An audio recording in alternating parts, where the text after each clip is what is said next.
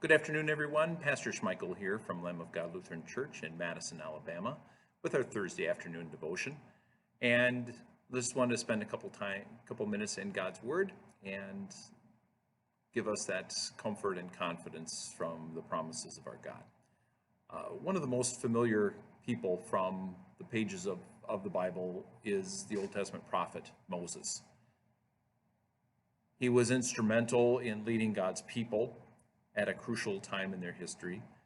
God used him as the one who would write down the very first recorded words in the Bible. He had the kind of relationship with God that no one other than Adam and Eve before sin came into the world and Jesus himself had.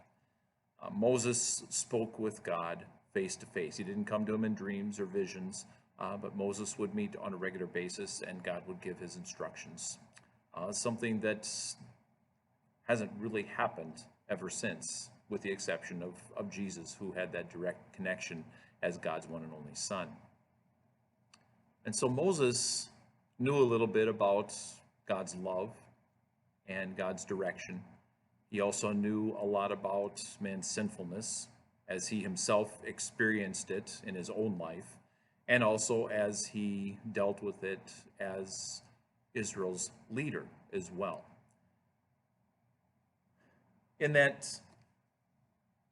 aspect, Moses shared many of the words of God with God's people, not only in speaking those words, as I said, but also writing down. And we usually think of the writings of Moses in the first 5 books of the Bible, but God also used Moses to write down one of the Psalms, Psalm 90, which is a psalm that reminds us of God's overwhelming love and power and how God takes care of us, his faithfulness, and the fact that he is the one who's by our side. And if anyone would have had that experience of the Lord being at his people's side, it would have been Moses, as the very presence of the glory of the Lord, and that pillar of cloud by day and the pillar of fire at night that was outside the tabernacle, that indicated to the people every time they walked by the tabernacle, the Lord is with us. And that's why Moses could write as he does in Psalm 90. I'd like you to listen to those first verses from Psalm 90.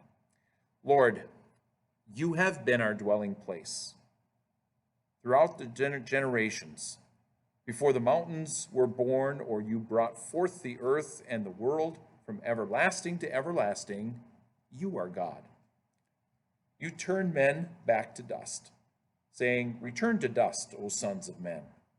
For 1,000 years in your sight are like a day that has just gone by, or like a watch in the night. You sweep men away in the sleep of death. They are like new grass of the morning. Though in the morning it springs up new, by evening it is dry and withered. From everlasting to everlasting, you are God.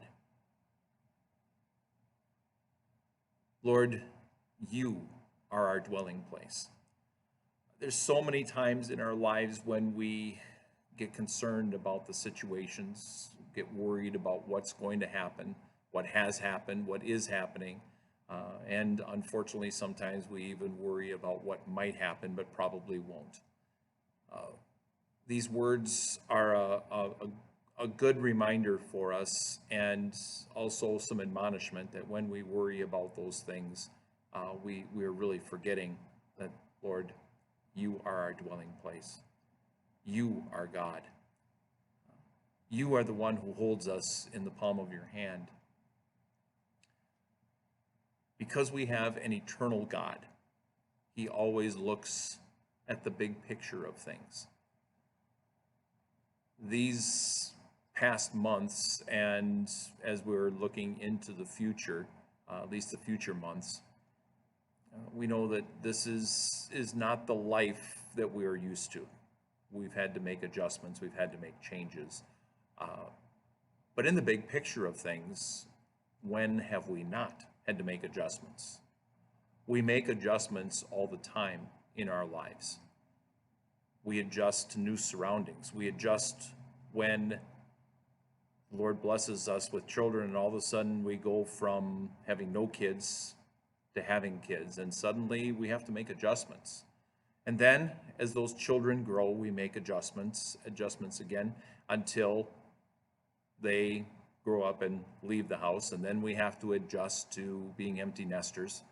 All of these things are changes that take place in our lives. And while these adjustments might seem a little more severe, they really are no different in the big picture of things.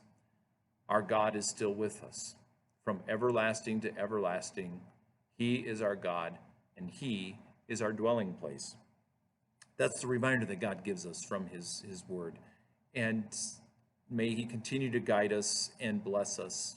Keep us trusting and confident in His promises, that no matter what we're facing today, and no matter what adjustments we might have to make tomorrow, Lord, You are our dwelling place. And from everlasting to everlasting, You are God.